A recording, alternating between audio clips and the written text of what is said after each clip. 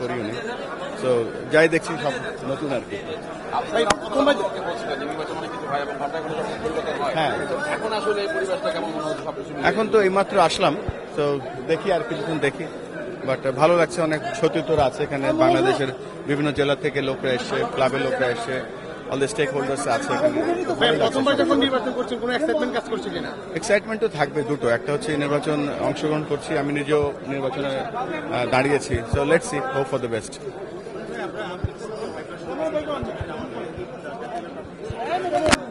আমরা তো ওই কাজটাই, মেন কাজ হচ্ছে বাংলাদেশ জাতীয় দল, বাংলাদেশের ক্রিকেট, এবং দলকে অনেক শুভকামনা জানাচ্ছি।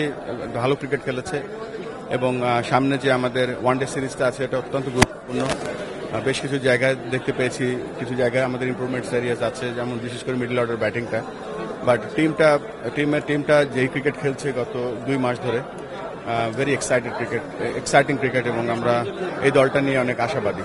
এবং আপনি 4 মাসের জন্য কাজ করেছিলেন, 4 মাস, এবার যদি নির্বাচিত হয়ে সভাপতি আসেন, নতুন কোনো কাজ করবেন, কোনো কিছু সেট করেছেন কিনা? আমরা তো যা বলার আজকে শেষ হোক, তারপরে সব একসাথে বলবো, ডিপেন্ডিং অন দ্য আলটিমেট রেজাল্টের পরে সব বলবো।